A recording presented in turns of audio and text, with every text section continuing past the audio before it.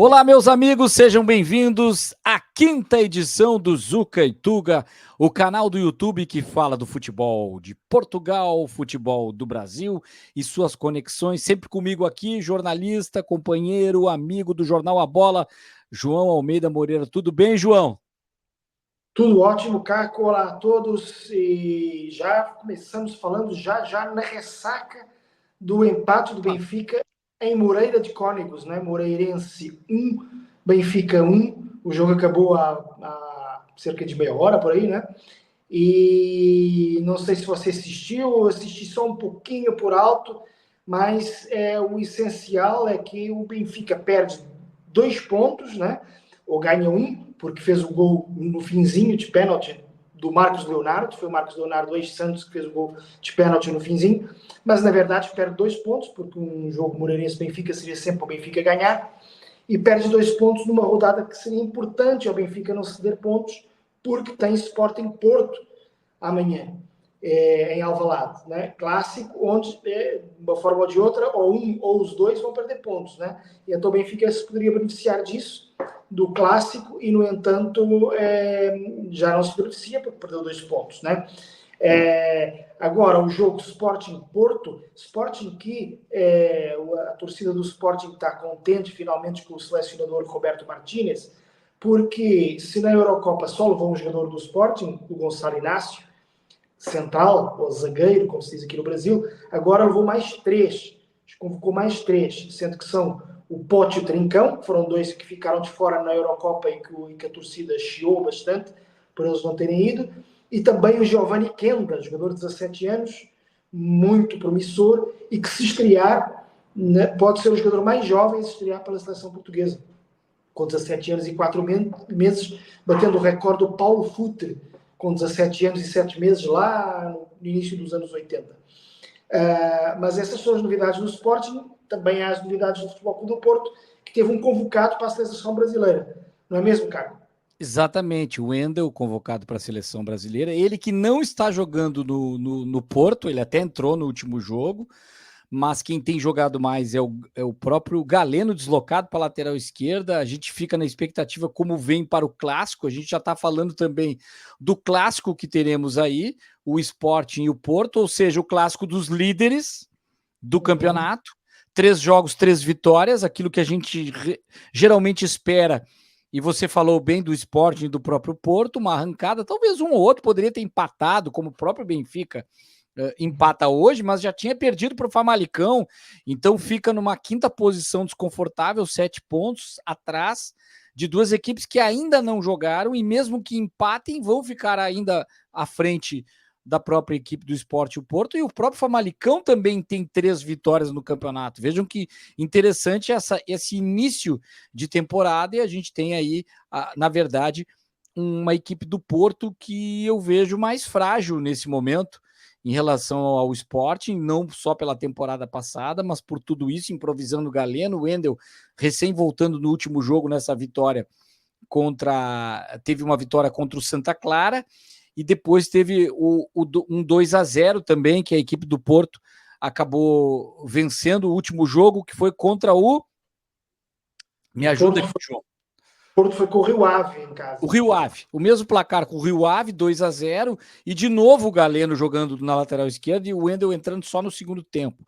Então eu vejo uma equipe que fragilizada no seu meio de campo, em relação a jogadores que perdeu, enfim, e eu vejo o Sport mais consolidado. A mesma coisa vale para o Benfica, para não dizer que não falei do Benfica, acho que sem o João Neves no meio de campo, perdeu muita força nesse aspecto, e vejo jogando Di Maria e alguns outros jogadores, e eu não entendo por que o Marcos Leonardo não está sendo aproveitado, até porque deve ser negociado, existe uma proposta do futebol árabe para o Marcos Leonardo sair, e o próprio Arthur Cabral também entre alguns jogos, o Pavlidis que começa jogando geralmente, até começou bem a temporada, alguns amistosos, mas o Arthur Cabral vinha fazendo gols na temporada passada, e há um interesse inclusive do Corinthians.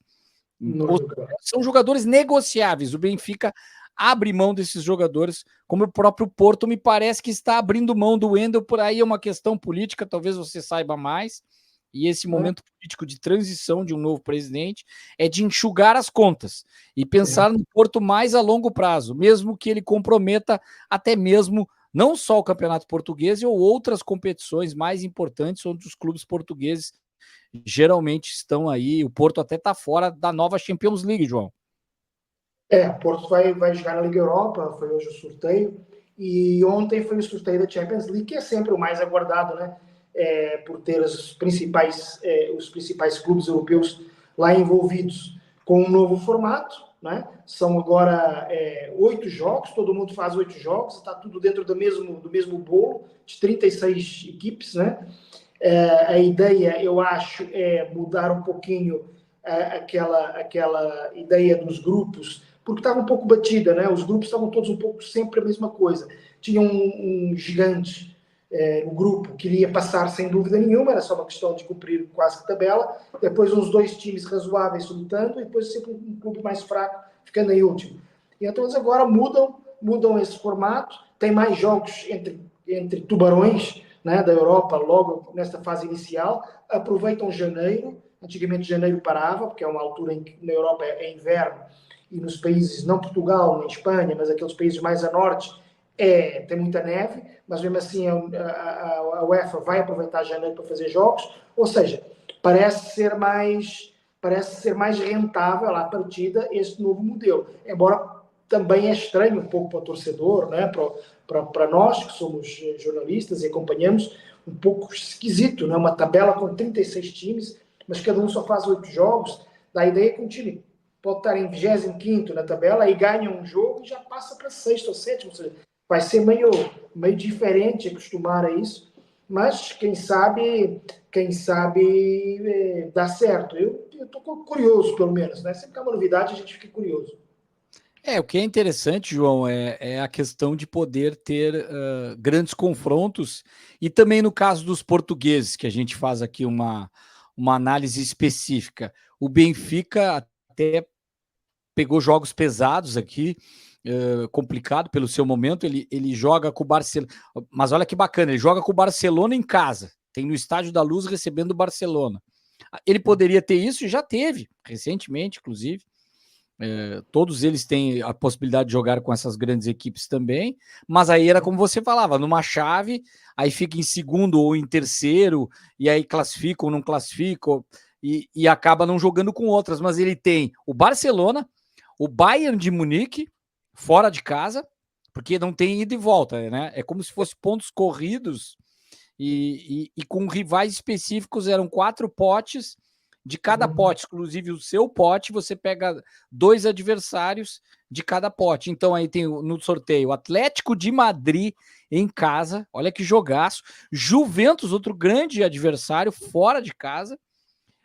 Grande oponente também holandês, o Feyenoord, em casa. Estrela Vermelha fora, aí talvez um jogo que possa ter um enfrentamento um pouco mais fácil. O próprio Feyenoord é um adversário que o Benfica pode encarar de boa dentro de casa, e o Bolonha em casa também, e depois o Mônaco fora. Agora, Barcelona, mesmo em casa, Bayern de Munique fora, é um adversário muito forte, e Atlético de Madrid. Eu vou passar aqui para o pessoal os adversários do Sporting, e eu quero que você antes me fale aí se achou, que te pareceu pegar Manchester City em casa, o Leipzig fora, Arsenal em casa, olha os 2 grandes da Inglaterra do momento em casa, o Brugge, aquele clube belga, e fora, o Lille em casa, PSV fora, Bolonha em casa e o Sturm Graz fora de casa. Me parece que para o esporte um pouco mais tranquila a situação, apesar tranquila, mas nem tanto assim. Com os 2 times da Inglaterra, a coisa ficou pesada também. Eu acho que o Benfica joga com 4 tubarões, como a gente fala, né? Que é Juventus, Atlético de Madrid, Barça e Bayern, né? E o Sporting com 2, Manchester City e Arsenal. Se bem que o Leipzig seja uma equipe hoje bem mais poderosa do que o Sporting, mas não tem aquele nome, não tem aquela tradição. A questão é que, mesmo Benfica e Sporting conseguem ter 2 jogos em casa, onde vão ter receitas de bilheteria excelentes, né? Barcelona e Atlético de Madrid, no caso do Benfica, Arsenal e Manchester City, no caso do Sporting, com bilhetes provavelmente caros, né? Mas mesmo assim com expectativa de de casa cheia. O Benfica, porque tem dois adversários espanhóis, que é um país vizinho, então muita gente também irá de Espanha para lá assistir, e o Sporting tem dois clubes ingleses, que a gente sabe que os ingleses atraem sempre 20 mil torcedores que vão da Inglaterra para qualquer lado, enfim.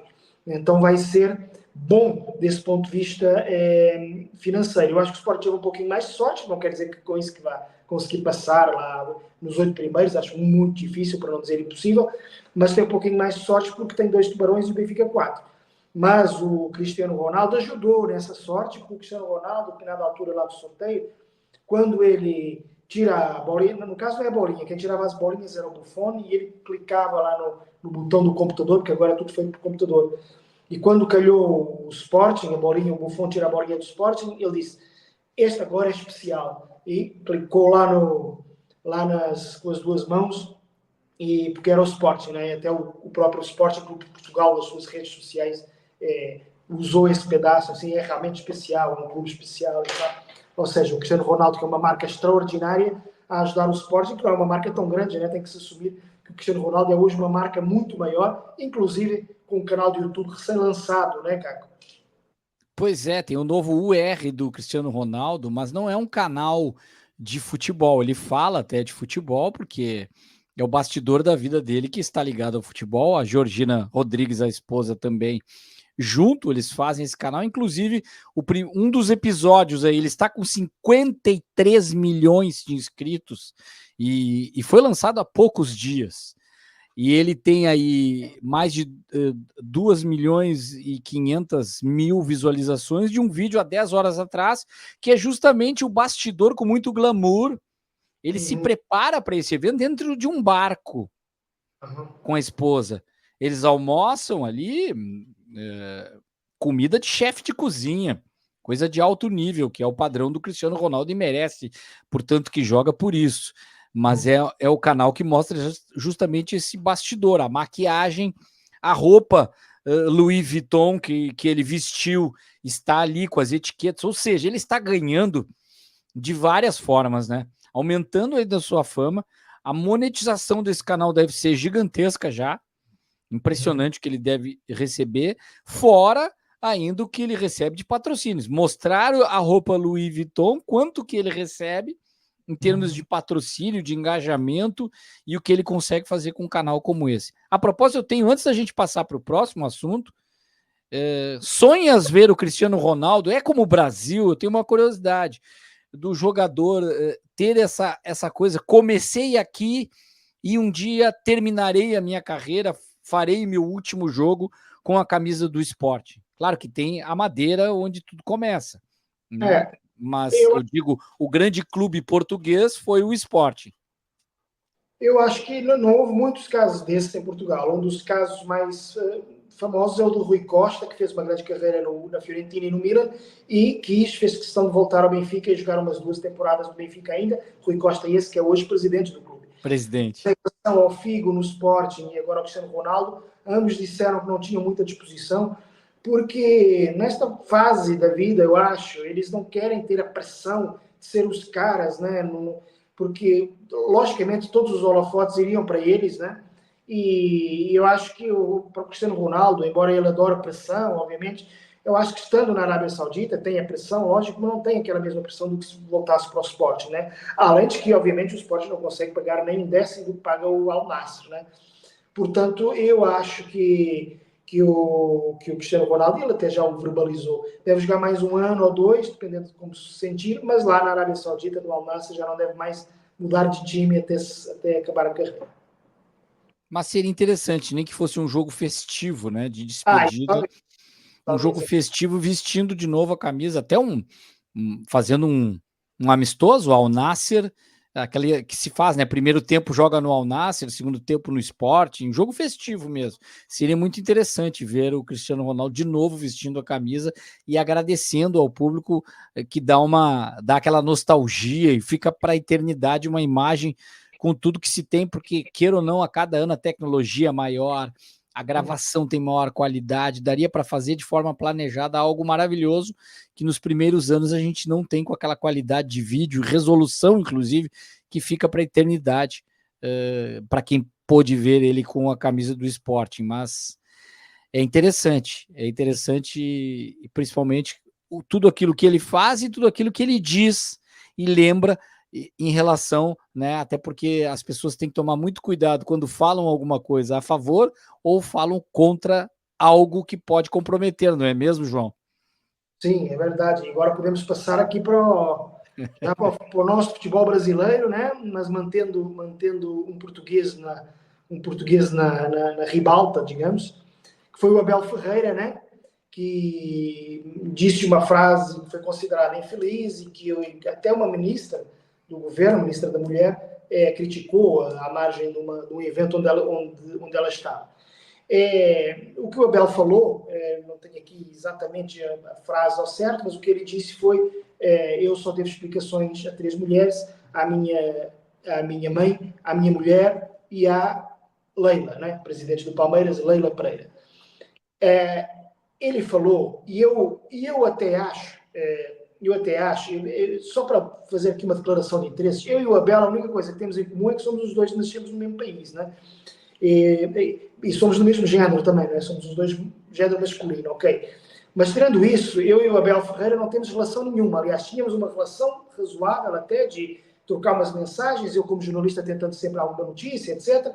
Ele raramente dando alguma coisa de interesse, mas tínhamos essa relação, até que eu escrevi um dia algo sobre o Abel Ferreira, dizendo que ele estava com um processo criminal no Rio Grande do Norte, o processo não era criminal, era cível.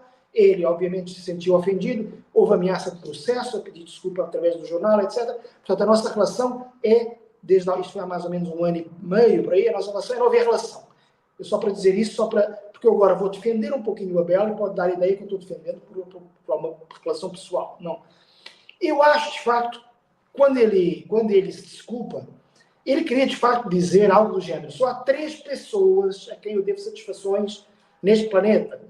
E, por acaso, as 3 até são mulheres. Né? Era mais ou menos isso que eu queria dizer, até era uma coisa meio pró-mulheres, pró-feminista. Só que foi tão equivocado o que ele acabou por falar e o timing, que ele acaba dizendo isso, respondendo a uma mulher, como quem diz: hoje eu não te devo satisfações nenhuma, não devo explicações, só devo aquelas 3 mulheres.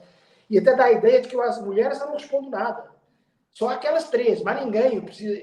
Então acabou por dar um ar de machismo, que eu acho que obviamente não era o que ele queria, porque sinceramente eu acho que no século XXI o Abel Ferreira não ia dizer que eu não preciso dar explicações a nenhumas mulheres, a não ser aquelas 3. Quer dizer, é óbvio que houve ali um engano no timing e um engano no jeito de eu falar. Acho que ele foi um pouco vítima de si mesmo, entretanto. Por quê? Porque ele passa todas as coletivas com pedras na mão, com hostil, parece que é uma guerra. Eu entendo, você entende tão bem como eu, que o treinador de um grande clube sofre uma pressão tremenda, né? Mas, caramba, um pouco menos, né, Bel? Um pouquinho menos, né? Porque pressão sofremos nós todos. Eu não tenho sequer a pressão financeira que a maioria da população brasileira e portuguesa e mundial tem, né? Porque ele tem um salário altíssimo, nem 1% dos brasileiros deve ganhar. Então não tem esse tipo de pressão. A pressão profissional, obviamente, é fortíssima. Ser treinador do Palmeiras não é fácil, com tanta gente criticando, etc. Mas menos um pouco. Tem que ser um pouquinho menos hostil, até porque a saúde está em primeiro lugar. Eu, às vezes, até fico com medo que esses treinadores de grandes clubes tenham problemas de saúde e tal, a forma como eles se entregam às coisas com tanta hostilidade, né? É verdade, eu lembro até assim, quem também costuma se irritar, ultimamente tem se irritado muito, até porque a gente acompanha um pouco mais, por ter uma ligação maior, uma identificação maior com o futebol do Rio Grande do Sul, é o Renato. O Renato costuma ficar muito mal-humorado, mas eu vou pegar esse gancho para criticar essa coisa intempestiva do Abel, que está demais isso. É uma impulsividade que não adianta você cometer um erro. Você deu um episódio que aconteceu de uma apuração que pode ter cometido uma injustiça com o Abel e depois se desculpou, mas é uma apuração no trabalho. Ele não, é uma reação a uma pergunta. O jornalista está ali para perguntar. O Renato também tem feito isso e dito assim: eu vou ensinar vocês então futebol. Vocês fazem aí 4 anos de faculdade, querem saber mais do que eu de futebol. Não, para aí, só um pouquinho. Mas aí, então, quando for questionar a minha pergunta, eu também posso dizer, olha, sou jornalista, não vai querer me ensinar a fazer pergunta. Eu não vou ensinar futebol para técnico, mas eu também não quero que vocês me ensinem a fazer pergunta, então. Mas eu acho que nenhum nem outro, tá todo mundo na mesma página, onde um jornalista tem direito de perguntar o que quer. Eu sei que tem alguns que provocam, tem uma pegadinha para deixar o cara mal-humorado, isso existe. Mas um cara experiente tem que ser menos intempestivo. E a interpretação que a gente tem na hora, olhando o Abel, é que até ficou, ele não pensou no que disse, e mesmo que tenha sido até a favor das mulheres, fica assim, parece que ele não gosta de respeitar a mulher dele, ficou essa imagem, né? Nem a filha. E ele é obrigado a respeitar, porque a Leila é a toda poderosa, quando que o próprio Palmeiras pode ter outras profissionais do marketing, de outras áreas, que podem questionar ele alguma coisa. Abel, nós vamos, por exemplo, vou gravar para o YouTube do Palmeiras um vídeo. Você prefere gravar amanhã no gramado? Ela vai fazer uma questão para ele, vai dizer o que ele prefere. E ele vai dizer, eu prefiro no gramado, mas ela pode dizer assim, mas o gramado, a luz não é tão boa, ela vai dar uma área, uma coisa técnica, vai ser melhor aqui, a acústica é melhor, e eu acredito que a gente tenha que gravar aqui, pode ser assim? Então ela está questionando algo dele profissionalmente, mas por ela ser mulher, ele não vai deixar, fica uma imagem de que parece que só a toda poderosa Leila, a família e alguém possa falar com ele nesse sentido, né? E isso faz muito mal para a saúde, João. Eu fico preocupado porque o técnico tem que tomar cuidado também, porque muitos deles, ele é jovem ainda, mas o Tite, que já é um pouco mais velho, já teve uma arritmia dentro de um jogo, claro que foi numa altitude. O Renato já tem uma cirurgia no coração, ele já teve problemas cardíacos. Renato, com toda a saúde que tem, um cara forte, a gente nota assim, ele é esguio, não é um cara acima do peso, não é aquele técnico que não parece se cuidar, mas ele tem problemas cardíacos. Então tem que cuidar. Isso me lembra demais também. Aí a gente vai para o episódio, a página triste dos últimos dias, que é a morte do esquerdo, o zagueiro do Nacional, e que faz lembrar, João, não sei se você acompanhou essa história, já estava no Brasil por aqui, do Serginho, do São Caetano também, que no próprio Morumbi acabou também tendo um problema, e isso foi, o episódio teve, assim, uma comoção, como dessa vez, tão grande quanto, foi, claro que essa, é o que eu digo, a comunicação, ela está muito, ela viraliza mais, tem muito mais smartphone, vídeo, isso é muito mais rápido hoje em dia, a comoção acaba sendo maior em termos de repercussão, mas ela gera uma preocupação mais na questão das ambulâncias, é por isso que hoje não pode ter, tem que ter desfibriladores nas ambulâncias, por causa do episódio do Serginho, talvez, e acredito que sim, outros cuidados em relação a problemas cardíacos sejam ainda mais cautelosos nesse sentido depois do que aconteceu com o jogador, porque ele já tinha um histórico, né? Exato. É um assunto que em Portugal também tivemos um caso semelhante, que foi o caso do Miki Fer, um jogador húngaro do Benfica, que morreu em campo num jogo de Guimarães-Benfica, fez 20 anos este ano, mas é evidente que é uma coisa que não esquece, são imagens terríveis que correm o mundo, né? E que não podemos banalizar, né? Porque os primeiros que aconteceram, todo mundo achou extraordinário, e agora parece que a gente até quase que banaliza.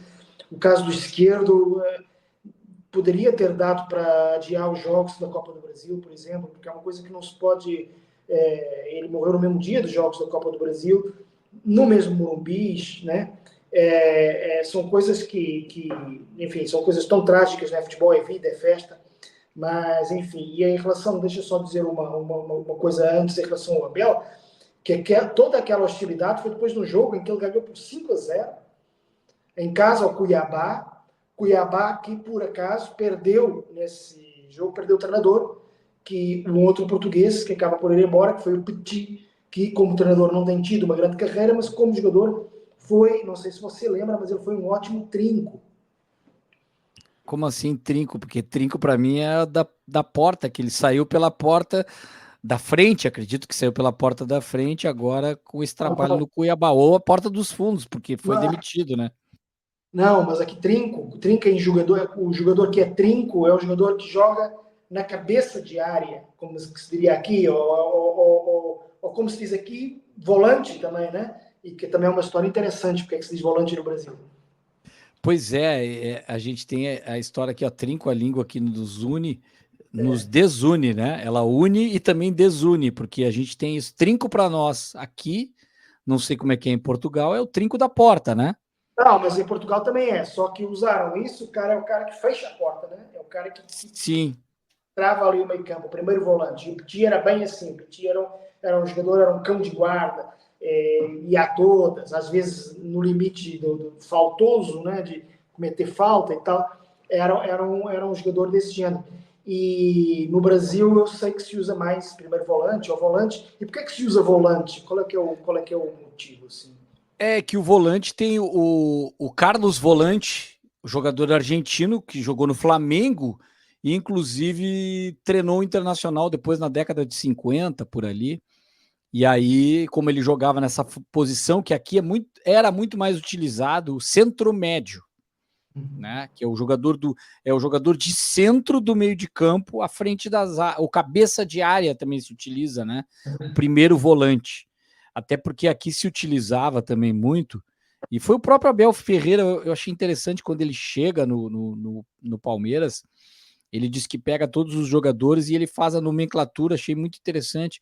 Até pode me corrigir, mas acredito que ele corrigiu uma posição, mas ele disse que no futebol português, pela numeração, um é goleiro, 2 lateral direito, 3 é o zagueiro central, que a gente chama que é o do lado direito. Aí eu acho que o 6 no Brasil, ou em Portugal, é o quarto zagueiro. Antigamente era, mas hoje virou o número 4. E aí o 6 é o lateral esquerdo. E aí o 5 é que é esse volante. E aí tem o segundo volante, ou meia direita, geralmente era o 8, o cara de pé direito, meia, até isso era quase que o meia esquerda, claro, tem Zico, camisa 10, Paulo César Carpegiani, nossa, tem tantos que eu vou lembrando assim, de pé direito, mas o meia esquerda, camisa 10, às vezes é canhoto, como o Arrascaeta, o De Arrascaeta, é um cara de perna esquerda. Aí depois tem o ponteiro direito 7, 9 e 11. A partir daí você consegue colocar os jogadores num posicionamento. Isso num 4-3-3 sempre, né? 4 na defesa, 3 no meio de campo e 3 no ataque. A partir daí você faz as variações. Mas esse não muda muito. O primeiro volante, geralmente, todo time tem. Mesmo que seja um pouquinho mais para a direita ou para a esquerda, ele é aquele cara à frente da área. Mas é o Carlos Volante, um argentino, que jogou no Flamengo, que deu origem a esse nome volante no Brasil. E cruzamento na Argentina, eles não usam a expressão volante, né? Eles usam mais mesmo 5, né? Chamam jogar de 5, é jogar ali de trinco, ou de volante, ou de 5. É tudo, no fundo, a mesma posição, mas com nomenclaturas diferentes. Pois é, e eu queria até, eu não sei se você tem aí, para fechar aqui rapidinho, tira a teima. A gente falou de Champions League, mas a Libertadores está chegando ao fim. Rapidamente, das quartas de final, de um lado, vou contigo aqui junto, Botafogo e São Paulo, quem passa? Eu vou de Botafogo, né? Nesse momento. Eu vou de São Paulo, vai surpreender, apesar do Botafogo ser favorito. Flamengo e Penharol, acho que a gente está junto nessa aí, né? Claramente Flamengo. E aí a gente tem essa semifinal que o Flamengo é favorito para chegar à decisão. Concorda comigo? Sim, sem dúvida. Aí o outro lado, Colo-Colo versus River, Fluminense e River. Atlético Mineiro. O River passando, Fluminense e Atlético mais equilibrado. Eu vou de Olha, Atlético. também vou de Atlético dessa vez. Com a licença do campeão, né? Porque o Fluminense é o atual campeão, mas eu acho que vou do Atlético. Só aí, nós só discordamos aí no Botafogo e São Paulo, e há um lado meu que concorda com você, que o São Paulo talvez até ganhe o Botafogo estará muito preocupado nessa altura com o Brasileirão, e então até pode ser que se beneficie disso. Mas nesse momento o Botafogo parece melhor, né? Então vai. E o São Paulo tem uma coisa com o Libertadores que nessa hora ele cresce demais, que é o mesmo que eu falo em relação ao River com o Marcelo Galhardo, e a gente não pode esquecer que chegando na final é jogo único e é no Monumental de Nunes. Aí. Olha, o Flamengo para mim é o único que pode bater no Monumental de Nunes a equipe do River Plate. E mesmo assim vai ser difícil. Vai ser complicado. Agora será uma grande decisão, com certeza teremos aí uma ótima decisão. Espero que Benfica e Sporting passem para a gente ter mais assuntos, mas certamente teremos muitas semanas com esses grandes jogos, né? Ah, sim. Só em janeiro é que você vai saber quem passa, né? Só os 8 primeiros é que passam a fase seguinte direto, depois os do 9º ao 24º lugar fazem um play-off. Eu acredito que Benfica e Sporting caem nesse bolo do play-off, entre o 9º e 24º lugar, porque os 8 primeiros lugares é para os grandes times, e acho que Benfica e Sporting tem 8 mais abaixo do que eles. Então, acabaram por fazer esse play-off para ver se vão nas oitavas de final. É o meu palpite. Tá certo, vou fechar o trinco aqui do episódio de hoje e a gente volta na próxima semana com muito mais assuntos aqui. Se inscrevam no canal, alerta do sininho, estamos crescendo, mais inscritos, compartilhe com seus amigos. Um abraço, João, até a próxima e valeu para você que está assistindo aqui. Um abraço a todos.